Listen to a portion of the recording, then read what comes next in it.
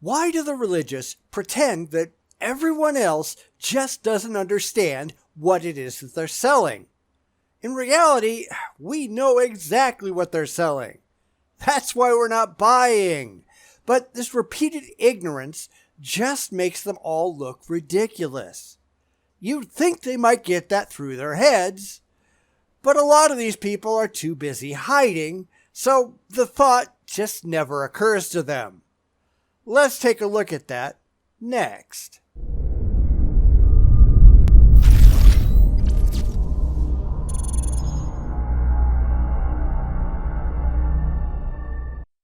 Today, we see what Abdu Murray has to say about communicating the gospel effectively. Now, Murray is a Ravi Zacharias speaker, which kind of explains why this video has the comments disabled. They're terrified of having anyone disrupt their ridiculous narrative. That becomes painfully obvious as we watch the absurd echo chamber that these people construct for themselves, while insisting that they're open and honest and above board. Yeah, I don't think so either. So, take it away, Mr. Murray. Let's see how to communicate while you're hiding in a hole and not listening to anyone else. This ought to be good. Abdu, we know there's lots of different beliefs out there. Is there a way that we as Christians can communicate the gospel in a way that resonates across belief lines? Yes, there would be. You could present evidence that shows that your beliefs are objectively and factually correct. All right, we all know you really can't do that because you have no evidence. But that's why you will totally misunderstand your position throughout the rest of this video. You are supremely convinced that you are right without being able to show that you are. And that's the thing. Everyone that you talk to, at least the other theists, they're all supremely convinced that they're right too. And because all religion is emotionally based, not rationally based, they're not going to listen to anything you have to say any more than you listen to what they say. And as for atheists, we just think you're nuts because none of you have any evidence at all. So it's really just a losing battle. Sure, and I think the Apostle Paul actually directly addresses this in Colossians chapter 4, when he says, walk in wisdom toward outsiders, making the best use of the time. In other words, answer the questions they're actually asking, not the ones you wish they asked. Yeah. Then why don't you do that? Because when it comes to atheists, at least, the only question that we're actually asking is, where is your evidence? Why don't you answer that? Oh, right, because your comments are closed. You're absolutely terrified that someone is going to come along and make you look like idiots. Little too late for that. So, how do you propose to answer the questions that people actually have if you spend all of your time hiding from those questions? Inquiring minds want to know. Letting your speech be gracious, seasoned with salt. And the best part of it, he says, so you may know how you ought to answer each person. Not each worldview, not each religion, not each objection, each person. Because questions don't need answers, but people do. Then why won't you answer my questions? Where can I go to have you give me answers to the questions I actually have? Because hiding and closing comments, that's standard operating procedure for religion, and especially for you people. You don't see atheist channels with closed comments. That's only the religious ones. I wonder what it is that you're afraid of. And they come with their questions to get themselves answered. So I think the way to actually communicate the gospel across varying worldviews is to find out what people actually care about. What does the atheist actually care about? What is his grand central question, as it were, about life? I don't have any grand central questions about life. I care if the things that you are claiming are demonstrably and objectively and verifiably true in the real world. The questions that we have, you don't want to hear. It's why virtually all apologists, they don't talk to atheists, they talk to other theists about atheists. They pretend that they know what the atheists want to know, even though no atheist gives a damn about the silly things you claim they care about. You're not listening. You're pretending. Knock it off. You're just making yourself look like an idiot. What is the pantheist, whether he's a Hindu or a Buddhist or a Scientologist? What is the grand central theme of his quest? In other words, how can you appeal emotionally to another person who also doesn't care if what they believe is intellectually valid? Because when you're talking to other theists, that's really what you're doing. It's the blind leading the blind. It's why I don't care about interfaith debates. You're all nuts.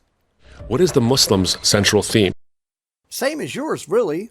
Mindless adherence to a book of mythology. Or didn't that occur to you? So for secular humanists, you have it right in the name.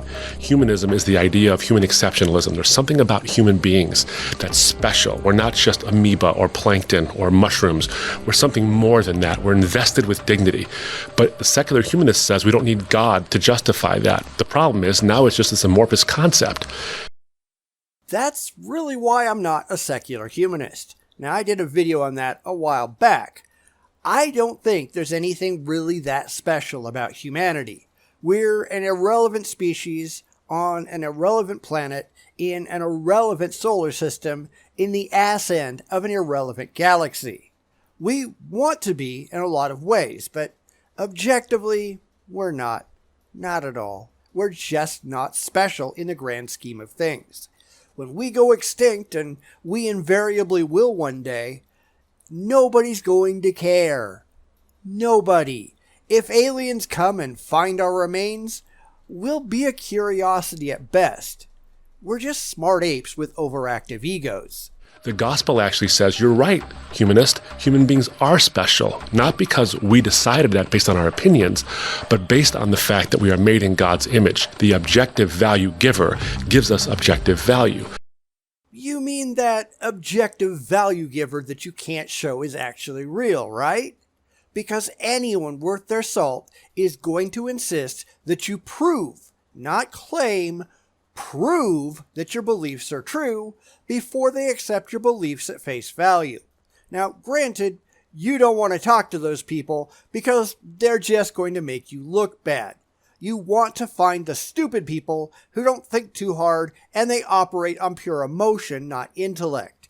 Again, closed comments. You don't want anyone showing you just how stupid you are.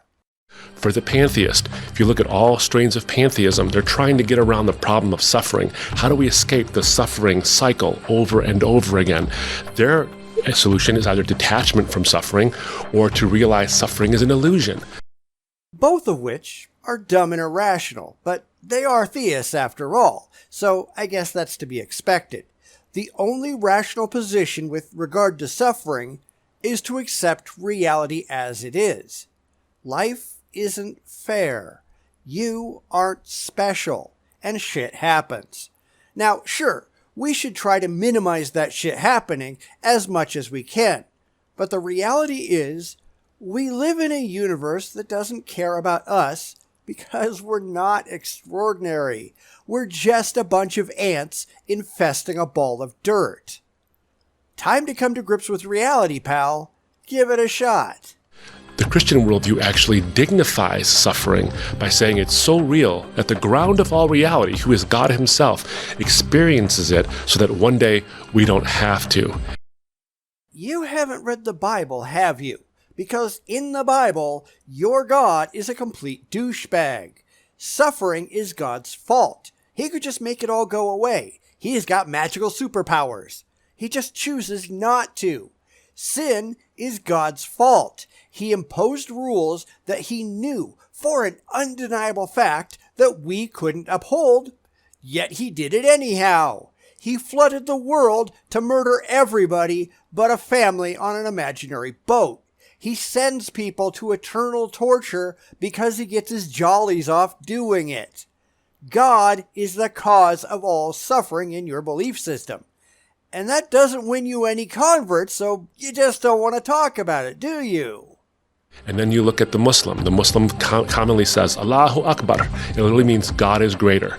So for the Muslim, the central idea of religion is worshiping a God who is truly great. And that just turns into a giant dick-waving contest. My God is better. No, my God is mine. None of you can prove that your God is even real. What's wrong with you? Well, the Christian faith answers that, I think, better than Islam does or any other worldview, because in the Christian faith, the greatest possible being, who is God, expresses the greatest possible ethic, which is love, in the greatest possible way, which is self-sacrifice. God sacrificed himself to himself so he could save people from torture that God himself imposed on them by having unrealistic rules that he knew would fail and people that he knew were flawed for his own self-gratification. You only exist to kiss God's ass. And for some bizarre reason, you think this is a good thing. Again, what the hell is wrong with you? So for the pantheist, suffering is dealt with on the cross. No. It's not, because there's still suffering. If suffering was dealt with on the cross, then suffering wouldn't exist anymore. It's a totally empty claim, just like all of Christianity. For the atheist who wants to believe in human value, you know how valuable something is by what you're willing to pay for it. There's the cross. That's not how you determine value. Besides, you still haven't proven that any of this garbage in the Bible ever happened. It's just a bunch of empty claims and fast-talking rhetoric because you're not actually addressing the questions that atheists have. You're not asking us. You're telling others what you think we want to know while hiding from actual questions. Funny how it always works that way, huh? And for the Muslim, they want to worship a God who is truly great. The cross is a demonstration of God's utter greatness. They don't think so. Again, it all comes down to proof, which the religious simply don't have. I can say that invisible, intangible, universe-creating pixies are greater than God. Prove me wrong. It turns into a giant dick-waving contest, which is really all religion is. Made-up nonsense, held emotionally, because it gives you a dopamine hit in the brain. This is why they fail, because they're not concerned with the truth, only with their own feelings. So long as that's the case, they just aren't worth listening to. So I think the way to do this is to find out what someone actually cares about, study the gospel to find out how it addresses that, and then answer them where they are. See, that's the problem, though. You're just assuming that the gospel has all of the answers. You haven't proven it. You don't actually know that. You believe that. Then, you don't actually listen to anybody else. You don't talk to anyone outside of your religious bubble. You just assert that somehow you know what everyone else thinks, and that you've got all the answers because they came out of your silly book of mythology. Are you honestly listening to yourself? Because I am, and from where I'm sitting, you sound like an idiot. Maybe there's a reason for that. Really, this is why all of these apologists fail as badly as they do. They cannot conceive of the notion that maybe, just maybe, they've got it wrong and we've got it right. Or that anyone but them could be right. It's why these people are such a dramatic failure. They don't know how to be humble. They don't realize that not everyone on the planet thinks the same irrational way that they do. Just look at how this video is set up. Here's what we offer. Why should anyone take your offer seriously if you can't provide any evidence that it's real? But this is how scams work. Buy our snake oil because it will cure all of your ills. Except it doesn't really work. It's just going to make things worse. Come on back when you've had this miracle cure FDA approved. Try again when you can show that your claims have any validity. Just because you believe it, that doesn't make it impressive. It's why they hide. They can't prove a thing, and they don't want to hear any criticism. And that's why religion is such a laughable joke. Bum